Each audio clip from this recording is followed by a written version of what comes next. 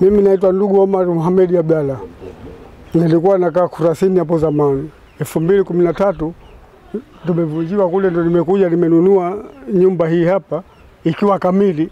Katokea mtu sasa anaidai, wanasema mimi nimevamia nafasi yake 2013 wakati kuna nafasi yeye ashauza toka 2006 nyuma huko. Nasema nafasi yake yote nimehamia mimi. Wakati mimi nimekuja hapa nimenunua nyumba, tusijavamia nafasi. Mimi naomba Mheshimiwa Rais kwanza, Mama Samia anisaidie, anisimamie kwenye lango hili. Maana mimi mwenyewe hapa nilipo nimeparalyze, nina shida, sina pa kulala, sina pa kula. Nimo tu naishi kama ndege wa mwitu. Uchungu wa kuvunjiwa pagale langu. Sina kesi, haja nishitaki, haja nipeleka kwa mjumbe hata siku moja. Lakini napigiwa simu, nipo mbali, naambiwa huku pagale lako linavunjwa. Mimi mwenyewe nimepanga mpaka umri huu, nitapata wapi pesa nyingine ya kujenga pagale kufikia hali hii? Na watoto na wajukuu.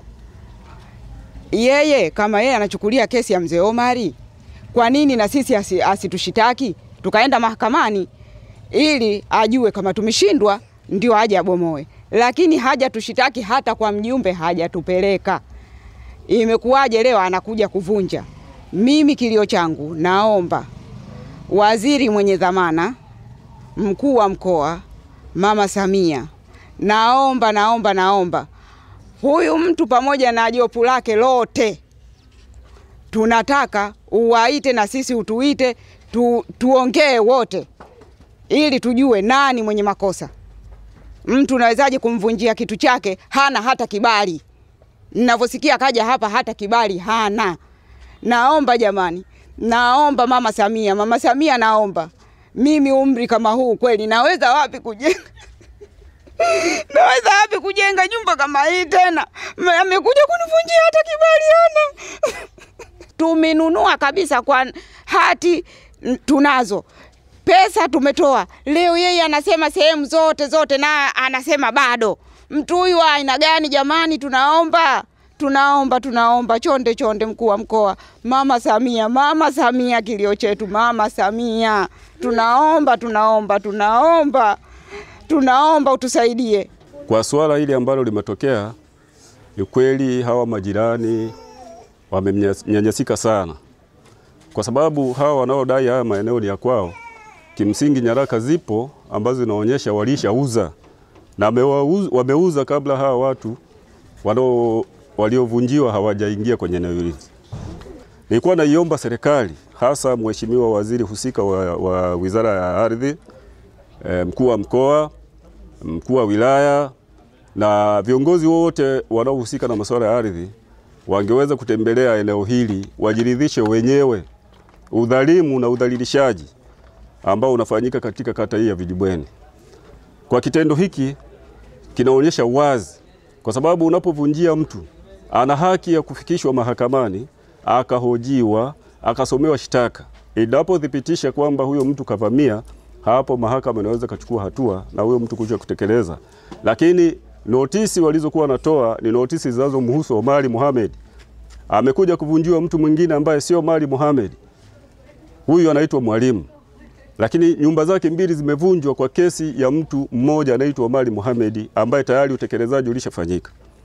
Kwa hiyo naiomba serikali kama nilivyotangulia kusema, iguswe na hili tendo, basi waweze kufika katika tukio hili, waone ni namna gani waweza kuwasaidia hawa wahanga kwanza kupata haki zao za kisheria, kwa sababu kama mzee Omari Mohamed ni mzee kama mlivyomuona, kutokana na hili alilofanywa hapa ameisha paralyze mpaka sasa hivi hawezi hata kuongea, hana uwezo wote waweza kujimudu kiuchumi.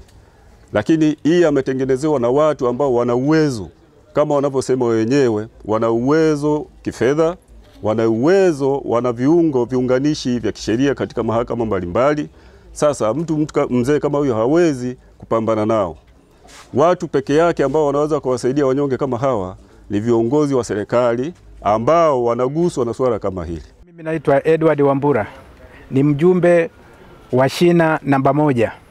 Baada ya kuja alimpeleka huyu mzee kule mahakamani na kweli mzee hajiwezi, hajui kusoma wala nini. mzee akashindwa. Baada ya mzee kushindwa, ikawa sasa yeye kutokana na ushindi huo anakuja hapa kwa mara ya kwanza. Alikuja, utekelezaji ukafanyika, akanyang'anywa mzee nyumba yake. Alipoenda tena akaja tena kwa huyu mzee, anadai kwamba anakuja kufanya utekelezaji kwa huyu mzee, lakini sasa anakuja kwenye nyumba za majirani. Ndo sasa anaanza kufanyaje? Kubomoa nyumba za jirani, na wakati huo hatoi taarifa. Mimi kama mjumbe inatakiwa mimi nipate taarifa kwenye eneo langu, ili nitayarishe hata wapangaji wajue namna kukaa. Kwa kweli ilikuwa ni aibu, wapangaji vitu vyao vimetolewa nje, wanalia nje, wengine mpaka sasa hivi hawana pa kulala mpaka sasa hivi ninavyosema. Na hata huyu mwenye nyumba jirani ambaye yeye alibomolewa mpaka sasa hivi yeye na mkewe wako nje. Nafikiri mmeona vyombo vyake viko pale. Anaingia uvunguni humu na ni hatari, nyumba inaweza ikamwangukia. Analala humo jinsi mnavyoiona nyumba ilivyo. Kwa kweli mimi ninachoomba Rais, kama kweli ananisikiliza mimi mjumbe, nalalamika kweli, nalia, anisaidie, haja tusaidie hawa. Kwa kweli tunapata mateso makubwa. Sisi wakazi wa eneo hili tunataka kazi tendeke. Sisi wakazi wa eneo hili tunataka kazi tendeke.